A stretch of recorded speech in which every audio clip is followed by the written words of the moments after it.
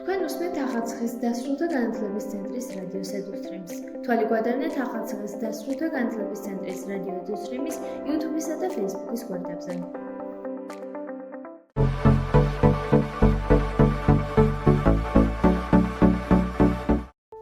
დღევანდელ გადაცემაში მოისმენთ რუბრიკებს პულსი და იდეიდან საქმემდე.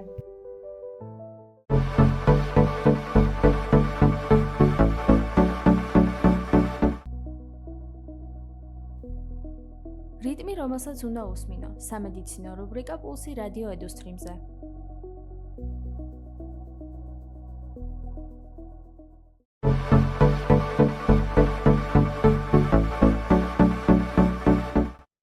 მოგესალმებით, ეთერშია გადაცემა პულსი და მე მისი წამყვანი ნანა ყავრელიშვილი ვარ. დღევანდელი ჩვენი გადაცემის სტუმარია ექიმი პედიატრი ქალბატონი სოფია ნაცვლიშვილი. დღევანდელ გადაცემაში საკმაოდ საინტერესო თემებზე ვისაუბრებთ, რომელიც ზაფხულის ცხელ დღეებს უკავშირდება. ეს არის გაუწყლოება, ასევე სხვადასხვა ტიპის ინფექციები, დაავადებები, ალერგიები და ასე შემდგომ. მოგესალმებით ქალბატონო სოფია და მადლობა რომ ჩვენი გადაცემის სტუმარი ხართ. მოგესალმებით, მადლობას მოგახსენებთ მეც ასევე მოწვევისთვის, საინტერესო თემებზე ვისაუბრებთ ვფიქრობ. ქალბატონო სოფია, პირველ კითხვას დაგისვავთ უშუალოდ, რომელიც ზოგადად სიცხეებს უკავშირდება, მით უმეტეს ზაფხულის პერიოდი და სექტემბრის პერიოდი, შემოდგომის პირველი თვე საკმაოდ აქტიური სეზონებია, როგორც ბავშვებისთვის, ასევე დიდებისთვისაც. ეს ის პერიოდი, როდესაც აქტიურად უფრო მეტად გვიწევს გარეთ ყოფნა. აქედან გამომდინარე, ერთ-ერთი პრობლემატური საკითხი, რაც შეიძლება იყოს რისკში, ეს არის ბავშვების გადახურება. ასევე სიცხე. რა სიმპტომური გამოვლინებები ახასიათებს ზოგადად, როდესაც მშობელი უნდა მიხვდეს, რომ ბავშვი გადახურებულია ამინდის მაღალი ტემპერატურიდან გამომდინარე?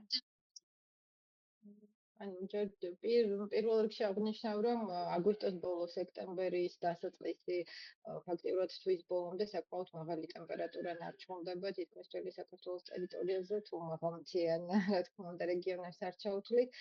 ამიტომ კვლავ აქტუალური რჩება გადახურებით, მზის ჭარბი გამოსხივებით გამოწვეული გადახურება. პირველ რიგში, რაც უნდა აღნიშნო, ეს არის ტემპერატურის მატება, ასევე გახშირებული ზერელის სუნთქვა, გულისცემა, უფლიანობის გარეშე ტემპერატურის მატება, ნამდვილ უფლიანობა არ ხდება ხოლმე, რაც თავისთავად კიდევ მეტად ახურებს ორგანიზმს, ხო, რაც მცირე ასაკის ბავშვი მეტი რისკია, რომ მოხდეს გადახურება, ვინაიდან თერმორეგულაცია არ არის ჩამოყალიბებული სრულყოფილად მცირე ასაკის პატარებთან და ამიტომ უფრო მეტად სარისკოა და საყურადღებო. აუცილებლად უნდა გავიყვანოთ ჩრდილში ასეთ შემთხვევაში, რაც შეიძლება გრილ გარემოში, გრილი შხაპი მივაღებინოთ თუ შესაძლებლობა, თუ არა და მსველი ვეწარიან პირსახოცით მოხდეს გაგრილება, აუცილებლად კისრის არეში, შუბლის არეში, სადაც მცხოვრის სიცხთარგვები გადის. სიმშვიდე შევინარჩუნოთ, წამოვაწვინოთ ბავშვი და თუ ისევ გაგრძელდა შივლები, ან ცხელება თუ გაგრძელდა მაგ შემთხვევაში სიცხის დამწავი უნდა მივცეთ აუცილებლად და უნდა მივმართოთ პედიატრს. გადახურებასთან ერთად ასევე ერთ-ერთი გამოწვევა ეს არის გაუწყლოება. მაშინ, როდესაც ხშირად გვხდება ხოლმე პრაქტიკაში, რომ ბავშვები არასაკმარისი რაოდენობით წყალს ღებულობენ, ხშირად ჭირვეულობენ იმისთვის, რომ საკმარისი რაოდენობის წყალი მიიღონ. ამასთან დაკავშირებით მშობლებს რას ურჩევდით, როგორ შეუძლიათ, რომ ბავშვების ორგანიზმში მაქსიმალურად შეძლონ ჰიდრატაციის შენარჩუნება? დღეებში აუცილებლად შექმნა მეტი რაოდენობით წყლის მიწოდება აუცილებელი, აუცილებლად უნდა მივაქციოთ ყურადღება დღის განმავლობაში, როგორ იღებს ბავშვი წყალს, თუ თამაშობს, ავიწყდება, ასევე თუ არის, თქვათ, ავადობა, რაღაც ტემპერატურა მაღალი, დიარეები ხშირად ან ფაღარათი ამ პერიოდში, როდესაც ნაწლავთვარი ინფექციებია გავრცელებული, ღებინება შეიძლება იყოს ამ შემთხვევაში კიდევ უფრო მეტად საჭიროებს მეტი რაოდენობით სიცხის მიწოდებას ბავშვის ორგანიზმში.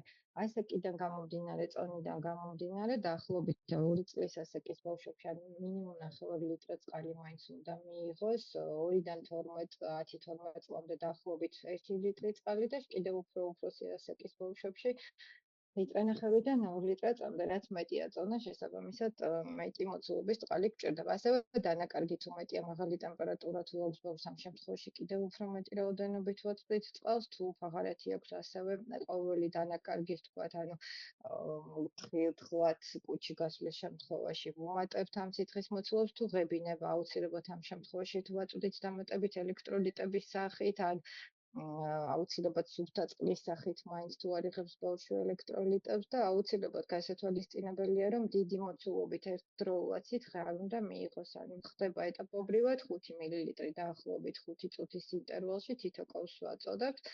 შემდეგ ამ ინტერვალს კიდევ ამცირებთ თქვათ 2-3 წუთში ერთხელ, რომ კლუბ-კლუბად მოხდეს ამ სითხის მოცულობის მიღება და არა ვთქვათ ერთიანად, რაც შემდგომ კვლავ დააპროვოცირებს ღებინებას.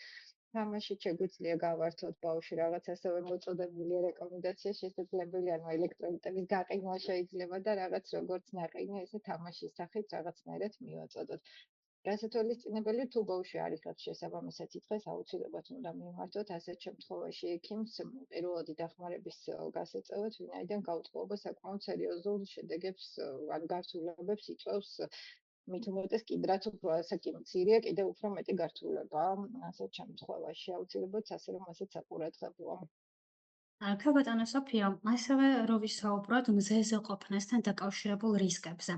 მით უმეტეს ზაფხულის პერიოდში ბავშვები უფრო მეტად არიან ეზოში, ან თუნდაც ზღვისპირა სანაპიროებზე შესაბამისად უფრო მეტად უყვართ წყალში ყოფნა.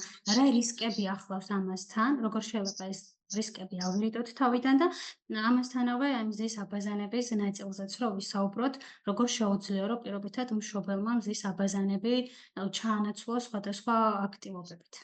პირველ რიგში გასათვალისწინებელია, ანუ დრო დასაშვები რეკომენდირებული ის მინიმალური დრო. აუცილებლად ვიწყებთ მცირე დროის მონაკვეთიდან 15-20 წუთიდან მზეზე.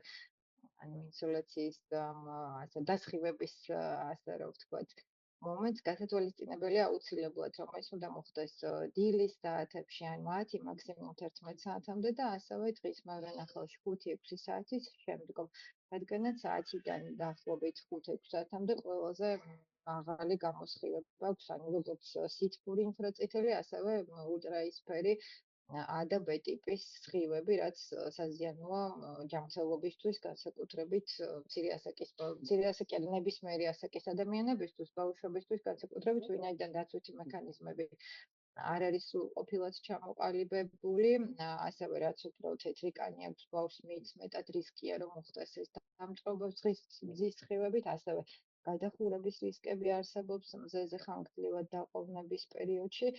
აუცილებლად უნდა გამოვიყენოთ მზის დამცავის საშუალებები, ნებისმიერ დროს თუნდაც დილით, სწორ დროს შესაკანის შესაბამისად, რაც ღია კანი, მაღალი ფაქტორი, ზოგადად ბავშვებში მოწოდებულია 50 დამცავი ეს SPF-ს რომ ეძახით დამცავ ფაქტორს. აუცილებლად ნატურალური ქსოვილისგან დამზადებული ტანსაცმელი უნდა ეცვას პატარას, რაც შეიძლება ღია ფერის, ვინაიდან ღია ფერის ტანსაცმელი მზის წყალს ირეკლავს, ნატურალური ქსოვილი არ იწვევს გადახურებას. და დრო, რა თქმა უნდა, ანუ პირველ რიგში ეს სწორი დრო უნდა დავიცოთ, არაფრით ყოველ დაუშვებელია, ანუ შუა დღის მზეზე გასვლა პირდაპირ სხივების ზემოქმედება ბავშვის კანზე. ქალბატონო სოფიო, ასევე ჩვენ ვახსენეთ დასაწყისში, რომ სხვადასხვა ინფექციები და დაავადებები იჩენს ხოლმე ზაფხულის და შემოდგომის პერიოდში. თან მით უმეტეს ამ ბოლო პერიოდში ენტეროვირუსებით საკმაოდ გავრცელებულია. რომ უფრო ფართოდ ვისაუბროთ, ძირითადად აი ამ სეზონებზე რა ინფექციები, ალერგიები გვხვდება და როგორ შეიძლება რომ პრევენციის ღონისძიებები გავატაროთ. ხება ინფექციებს, ანუ ენტეროვირუსები საკმაოდ ისეთი დიდი ჯგუფია ვირუსების, ჩვენ არასწორად ვეძახით ეს მხოლოდ ენტეროვირუსები არის, ეს არის ნაწლავური ინფექციები, რომელიც შეიძლება იყოს ვირუსით გამოწვეული, ასევე ბაქტერიული ინფექცია. აუცილებლად განსათვალისწინებელი ამ პერიოდში, ანუ შეიძლება შემოდგომის დასაწყისში კოქსაკის ვირუსით, ზოგჯერ კოქსაკის ვირუსით შემთხვევებით მატულობს ხოლმე, რესპირატორული ინფექციებიც ასევე ეს რინოვირუსები გვხვდება, საკმაოდ კოვიდიც გავრცელებულია ამ ეტაპზე.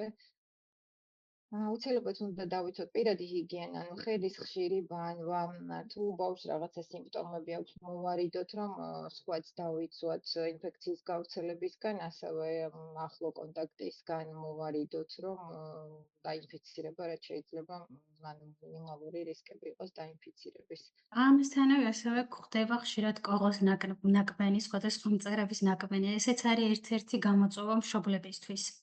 ამასთან დაკავშირებით რა რჩევებს მისცემთ მშობლებს, რომ ერთის მხრივ პირობითად თავიდან აირიდონ მსგავსი შემთხვევები, ან მეორეს მხრივ უკვე შესაბამისი ღონისძიებები განახორციელონ დაკბენის შემდგომ. რა თქმა უნდა, აუცილებლად ეს ერთ-ერთი მნიშვნელოვანი საკითხია ზაფხულის პერიოდში, აუცილებლად სეირნობა, ანუ შებინდებისას არ არის რეკომენდებული, ასევე დილით, ადრე სპეციალური საშუალებები არსებობს წერებისგან დამცავი ბავშვებისთვის, აუცილებლად უნდა გამოვიყენოთ მხოლოდ ამასაკობრივი ჯგუფისთვის განსაზღვრული პრეპარატები. ზოგჯერ არის ხოლმე შემთხვევები, იყენებენ ცხოველებისთვის არსებულ, ანუ ცხოველების წერებისგან დამცავ საშუალებებს, რაც ყოველდღე დაუშვებელია, ვინაიდან ტოქსიურია ეს საშუალებები ბავშვის კანი უფრო მეტად იწოვს ამ ტოქსიურ ნივთიერებებს, უფრო მეტად საშიშია ასეთ შემთხვევებში. და რაც შეეხება დაკბენის დროს, ამ შემთხვევაში შეგვიძლია ანტისეპტიკური ხსნარი თქვას, ხილხილ დიდნით დამუშავდეს ნაკბენი, აუცილებლად საყურადღებო თუ შეშუპება განვითარდა, ანუ საკმაოდ ალერგიულია წერის შხამი. წერსაც გაჩნია, ანუ რა მწერის მიერ იქნება ხო დაკბენილი ბავშვი, იმის მიხედვით აუცილებლად საყურადღებო, ანუ ანტიჰისტამინური შეიძლება ჩაირთოს თუ კი არის შეშუპება, ალერგიული რეაქცია, აუცილებლად უნდა მივაქციოთ ყურადღება და ამ შემთხვევაში მიმართოთ ექიმს, თავიდან რომ ავირიდოთ ეს ალერგიული რეაქციები და გართულებები. აი ბოლოს კი რო შევაჯამოთ ზოგადი რჩევები და რეკომენდაციები მშობლებს, რაც ზაფხულის და შემოდგომის პერიოდში უნდა გაითვალისწინონ იმისგან, რომ ეს რისკები აირიდონ, რაზეც დღეს ჩვენ ვისაუბრეთ. კიდევ ერთხელ გამმეორდები, ძალიან მნიშვნელოვანია ბავშვის სუფთა ჰაერზე თუნდაც მზეზე გაყვანა, სეირნობა, კონტაქტი, ეს აქტივობები, ამიტომ პირველ რიგში სწორი დრო უნდა შევარჩიოთ დილის საათებში ან საღამოს საათებში, ეს არის მაქსიმუმ დილის 11 საათი და საღამოს არაუაძეს 5-6 საათისა.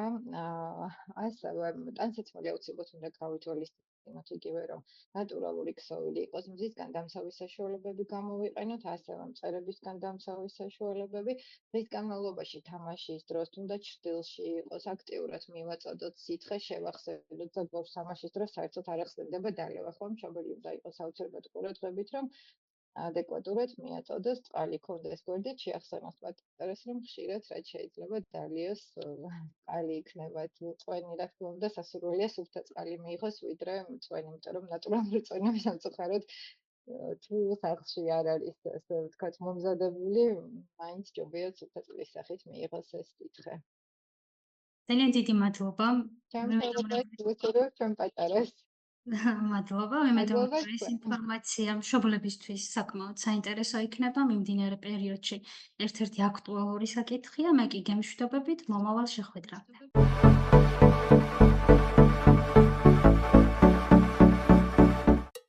ის რაც დღეს მიუღწეველი გონია, ხოლ შეიძლება შენი წარმატების საწინდარი გახდეს.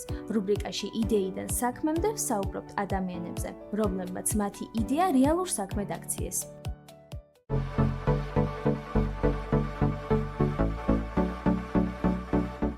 მოგესალმებით, ეთერშია გადაცემა იდეიდან საქმემდე და მე მისი წამყვანი ნანა ყავრელიშვილი ვარ. დღევანდელი ჩვენი გადაცემის სტუმარია 16 წლის მოზარდი დავით ყულჯანიშვილი, ქალაქი ახალციხიდან და სწორედ მინდა რომ დავითის საქმიანობა, იდეები და სამომავლო გეგმები გაგაცნოთ, იმიტომ რომ მისი საქმიანობა უკავშირდება სოფლის მეურნეობას. მაშინ, როდესაც სოფლის მეურნეობის დარგები არის დაბერების სტადიაზე, საკმაოდ დიდი აღმოჩენაა ჩემთვის დავითი, რომელიც ამ მიმართულებით დაინტერესდა. მოგესალმებით დავით და მადლობა რომ ხართ ჩვენი გადაცემის სტუმარი. მოგესალმებით, პირველ რიგში მადლობას გიხდით მოწვევისთვის და მოხარული ვარ თქვენ გადაცემაში მონაწილეობას ვიღებ. დავით, მე როგორც ვიცი, უახლოეს წარსულში გაიარა მოკლევადიანი სასწავლო პროგრამა სოფლის მეურნეობის მიმართულებით. ამ სასწავლო პროგრამას ახორციელებდა საქართველოს ბიზნესის განვითარების ცენტრი, კავკასია, ახალციხის ოფისი და სამცხე-ჯავახეთის ფერმერთა ასოციაცია ერთობა. რომ გითხრათ, რატო გადაწყვეტეთ ამ პროგრამაში მონაწილეობა და ამასთანავე მცირედი ინფორმაცია რომ მოგვაწოდოთ, რას მოიცავდა ეს კურსი. კი, უდაოდ მონაწილეობდი GBD-ის ერთობის ამ მოკლევადიან სწავლების კურსში. სამ კურსში გადავწყვიტე მონაწილეობის მიღება იყო ჩემი მიზნები. მიზნად ჰქონდა დასახული, რომ გამეკეთებინა პატარა ბიზნეს იდეა მქონდა, უბრალოდ რომელსაც განხორციელების სტატიაზე იყო. მჭირდებოდა საკმარისი ცოდნა, რომ წამომეწყო ეს ბიზნესი და ვფიქრობ, იდეალური საშუალება იყო ჩემთვის მიმეღო სოფლის მეურნეობის დარგში საბაზისო განათლება. უფრო კონკრეტულად რომ მოგვიყე, როგორ მიმდინარეობდა ეს სასწავლო კურსი, ანუ მარტო თეორიული სწავლება გქონდათ თუ გქონდათ საშუალება პრაქტიკაშიც გენახათ დღევანდელ ჩვენს რეალობაში ფერმერთა გამოცდილებები? უშუალოდ სწავლების პროცესში კი მართალი ხარ. როგორც პრაქტიკული სწავლება გქონდა, ასევე გქონდა თეორიული სწავლება. თეორიული ნაწილშიც შეეხება საკმაოდ განსხვავებული სწავლების სტილი იყო, ხოლო პრაქტიკული ყველაზე მომეწონა, რადგან უშუალოდ ფერმერებთან მქონდა კონტაქტი და ფერმერულ ცხოვრებას, ასე რომ ვთქვათ, უეწყობოდით. და უშუალოდ ფერმერებთან ურჩებოდით 3 დღის განმავლობაში, სადაც ფერმერულ ცხოვრებას ვდიდით და მათ იდეებს, აზრებს და გამოცდილებას ვიზიარებდით. საკმაოდ საინტერესოა, იმიტომ რომ მსგავსი პრაქტიკა ალბათ დღევანდელ რეალობაში არ შემხვედრია, რომ საქართველოში თუნდაც იმისთვის, რომ ფერმერულ საქმიანობას გაეცნო და რაიმე სასწავლო კურსი გაიარო, უშუალოდ იმუშაო ფერმაში და იყო ფერმერის მარჯვენა ხელი. ძალიან კარგია. და მაინტერესებს გქონდა თუ არა მომენტები, როდესაც იფიქრე, რომ შეიძლება ეს შენი სფერო აღარ არის. შენ ახსენე, რომ თავიდან გქონდა იდეა, იდეის განხორციელებისთვის გჭირდებოდა საკმარისი საბაზისო ცოდნის მიღება, თუმცა როდესაც პროცესებში ჩაერთვე, იფიქრე თუ არა, რომ შეიძლება ეს უკვე ჩემი საქმე აღარ არის. სანამ პროცესებში ჩავერთვებოდი ესე და სანამ ამ კურსში მივიღებდი მონაწილეობას, მანამდე სულ ისეთი განცდა მქონდა, თითქოს აი ეს სოფლის მეურნეობა იყო არახიგიენური საქმე, მხოლოდ ასაკში შესული, ხანში შესული ხალხი აკეთებდა ამ საქმიანობას და არც თანხა იშოვებოდა ამით. და რაშიც ვწდებოდი, ორი კუთხით და თვალით დამანახეს, მით უმეტეს ჩემზე იმოქმედა პრაქტიკულ ნაწილმა და კი იყო პერიოდი, როდესაც მქონდა ჩავარდნების მსგავსი, არ მქონდა საკმარისი ცოდნა, როგორც ვახსენე და ეს პროექტი დამეხმარა, რომ მიმეღო ეს ცოდნა. და ალბათ რომ არ მიმეღო ამ პროექტში მონაწილეობა, ვფიქრობ ამ ბიზნეს გეგმას არ განვახორციელებდი. დავით, უფრო მეტად რო გვესაუბრო სტაჟირების ნაწილზე. შენ ახსენე, რომ ფერმებში გიწევდათ ცხოვრება, ფერმერების საქმიანობის, ასე ვთქვათ, ყოველდღიურობის გავლა, რო გითხრა, რა მიმართულების ფერმაში ვიყავი და ძირითადად რა საქმეს ახორციელებდი.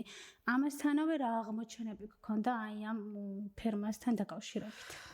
კი, რამოდენიმე ფერმერთან გქონდა ვიზიტი ადგილობრივ მწარმოებელ ფერმერთან, უმეტესად მეცხოველეობის დარგი მაინტერესებდა და უფრო ვიყავი მეცხოველეობა დარგში, რომელი ფერმერებიც მონაწილეობდნენ მათთან პრაქტიკაზე. ყველაზე დასამახსოვრებელი ალბათ ჩემთვის იყო ქალბატონ ნორასთან ვიზიტი, რომელიც აკეთებდა ტენილ ყველს. უშუალოდ მივიღეთ ჩვენ ტენილი ყველის წარმოების მოდულში პროცესში მონაწილეობა და ეს პირველად მქონდა შეხება ტენილ ყველთან, პირველად გავიგე ეს ტენილ ყველი და დავწუნდი რამდენად განსხვავებული ყველია გემონური თვისებებით და ყველაფრით. ტენილი ყველი არის მესხეთის მარგალიტი. ერთ-ერთი გამორჩეული ნიშა, რაც შეიძლება სამცხე-ჯავახეთმა დატოვოს ტურისტული მიმართულებითაც და ისტორიულადაც და ძალიან მიხარია, რომ აი ამ პროცესებში აქტიურად იყავით ჩართულები. როგორ ფიქრობ, აი სოფლის მეურნეობის მიმართ შენი ინტერესი რამ უფრო მეტად გააღრმავა, მაშინ როდესაც ახალგაზრდების ჩართულობა ძალიან ნაკლებია? გააღრმავა აი კურსის თვითონ სწავლების პროცესის ნაწილმა, რადგან განსხვავებული სწავლების პროცესი ჰქონდა რა და თვითონ ფერმერებთან ვისთანაც ვიზიტზე ვიყავით. ევროპის უფრო განვითარებული ქვეყნების იმას მეყვებოდნენ გამოცდილებას იზიარებდნენ კი და უფრო აი ტექნოლოგიები ჰქონდათ დანერგილი, რაც ჩემთვის ახალი იყო და მომეწონა როგორ აი უფრო სამუშაოს იმსუბუქებდნენ, ასე რომ ვთქვათ, ფიზიკურ დატვირთვას და ანუ სულ სხვანაირი კუთხით დამანახა მეურნეობა თვითონ. მე როგორც ვიცი, სასწავლო კურსის დასრულების შემდგომ თქვენ გქონდეთ საშუალება საკუთარი ბიზნეს იდეები, სოფლის მეურნეობის მიმართულებით წარგედგინეთ და მცირედი დაფინანსებები მოგეპოვებინათ. უფრო მეტად რომ გაგვიზიაროთ თქვენი ინტერესი რა იყო, რა სფერო აირჩიეთ და ანუ ეხლა რა ეტაპზეა თქვენი ეს საქმიანობა? კი, ჩვენ საშუალება გქონდა დაგვეწერა ჩვენი ბიზნეს გეგმები, რომელსაც შემდეგ წარუდგენდით ერთობაში არსებულ ფერმერებს. ჩემი ბიზნეს იდეის განხორციელებისთვის საჭირო იყოს ორი გეგმა, რის შედგენაშიც თვითონ ჩვენი ტრენერები დაგვეხმარნენ. უშუალოდ მე ავირჩიე მებოცრეობა და რამოდენიმე პატარა კურსები გავიარე უცხოელი იუთუბერებისგან, ასე რომ ვთქვათ, სადაც მათ დანერგილი ჰქონდათ ტექნოლოგიები და სხვანაირი მიდგომები ჰქონდათ, ვიდრე საქართველოში ახლა როგორც აქვთ. მოვიპოვეთ ჩვენ დაფინანსება და ეხლა უფრო პირველ ეტაპზე ვართ, სადაც გალიებს ვაკეთებ რა ჯერჯერობით. რამდენად ინოვაციური და გამორჩეულია შენი საქმიანობა მებოცრეობის მიმართულებით? მე როგორც ვიცი, ჩვენ მანამდეც ვისაუბრეთ, სანამ გადაცემას დავიწყებდით, რომ ცოტა სხვანაირი მიდგომების გამოყენება გინდოდა, რაც შრომას შეგიმსუბუქებდა და მეორეს მხრივ ასევე გარკვეულწილად ნარჩენების მართვაშიც დაგეხმარებოდა. უფრო მეტი დეტალები რომ მოგვიგეთ. კი. უშუალოდ მე მეხორცული ჯიშის ბოცვერი შემოყავს, რომელიც დღესდღეობით ბაზარზე ცოტაა. უმეტესად პატარა ფერმერები არიან, ფერმერებიც არა, ადამიანები, პიროვნებები, ვისაც ოჯახისთვის უნდა ბოცვერი და ბოცვრის ხორცი. და ფიქრობ, ჯერ არ აღიქვამენ როგორც დარგს მებოცრეობას და არ არის განვითარებული საქართველოში და მინდა ამ დარგის განვითარებაში წვლილი შევიტანო, რადგან ძალიან ისეთი განსხვავებული დარგია და შრომაც ნაკლებია საჭირო დროც და მომგებიანი ბიზნესია ჩემი აზრით.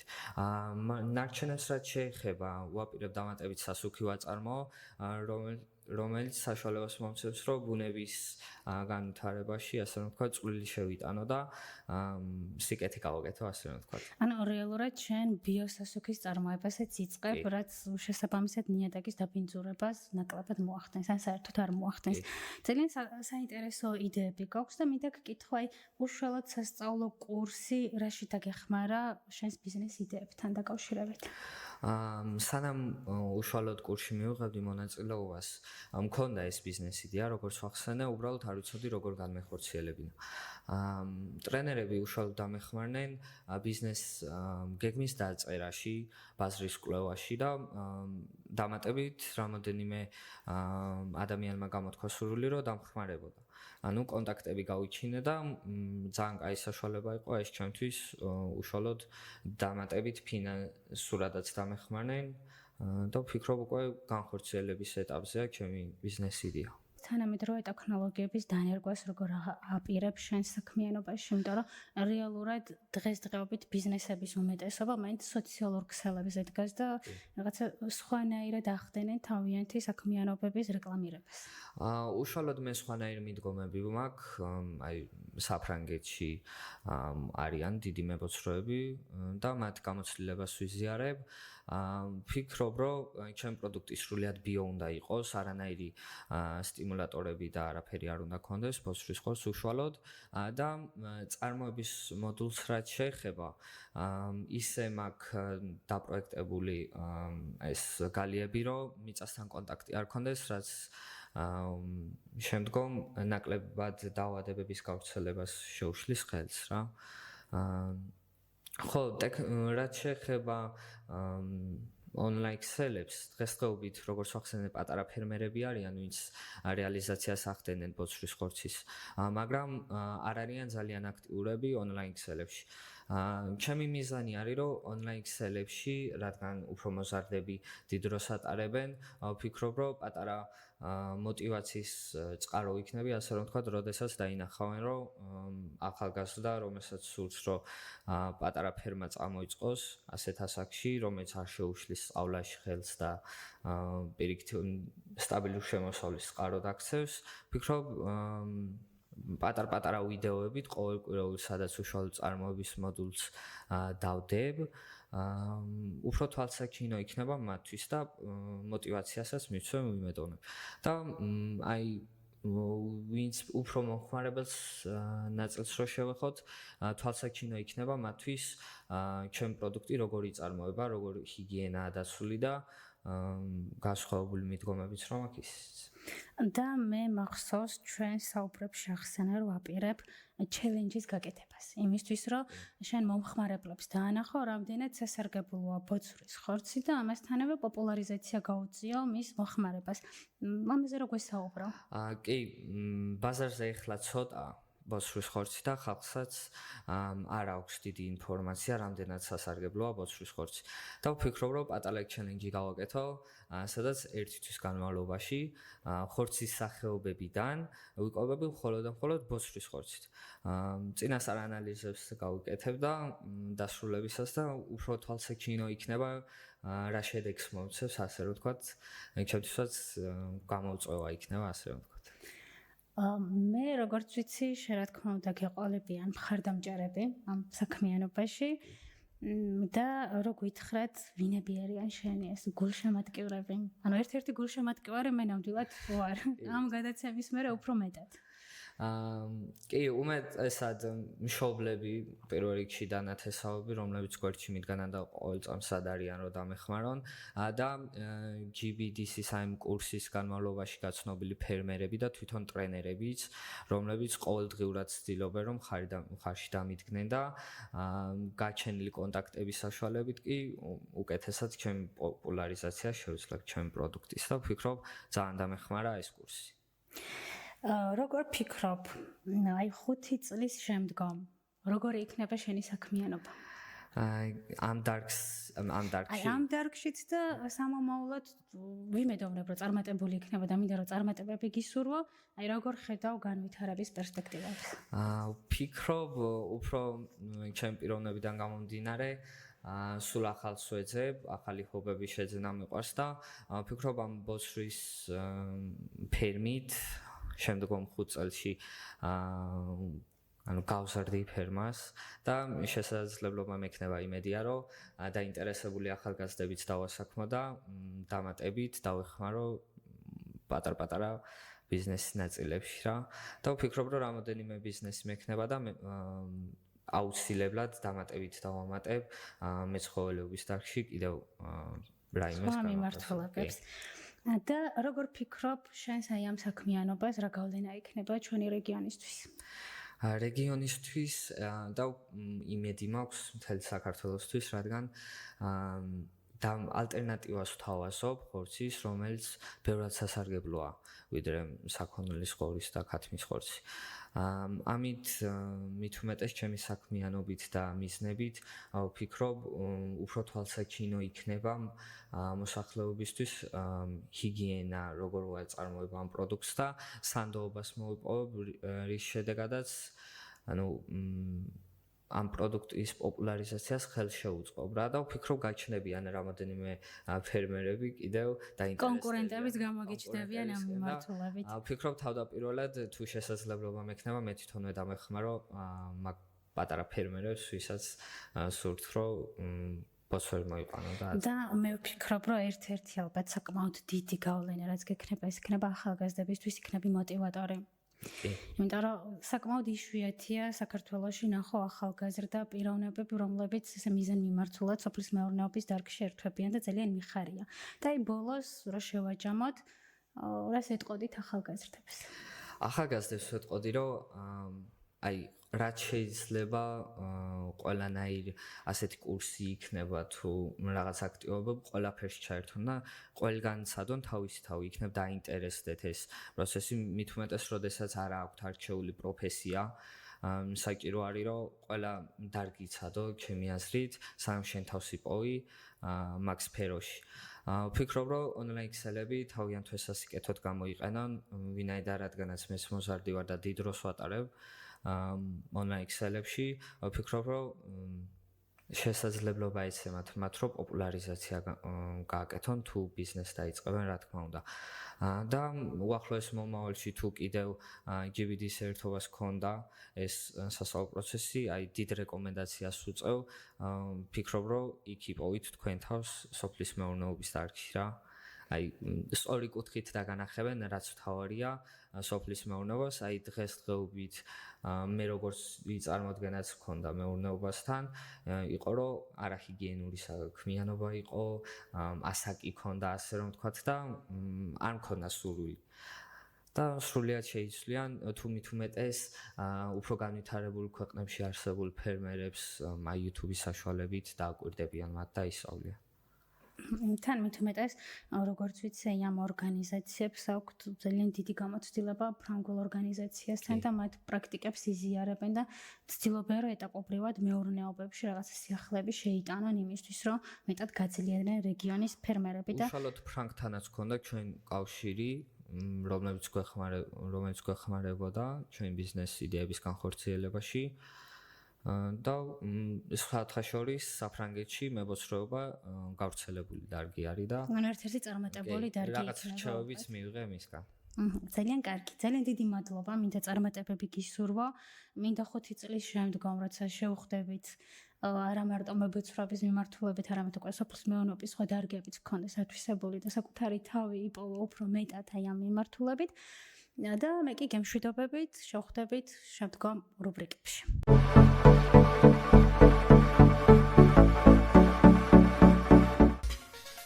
გადაცემა მომზადებულია ახალწლის დასრულთა განათლების ცენტრის მიერ პროექტის რადიოს ძალის ფარგლებში. რადიო ფუნქციონირებს გერმანიის საგარეო საქმეთა სამინისტროსა და ლიბიის საერთაშორისო მხარდაჭერით. თვალე გვადევნეთ ახალწლის დასრულთა განათლების ცენტრის რადიო უსტრიმის YouTube-ისა და Facebook-ის გვერდებზე.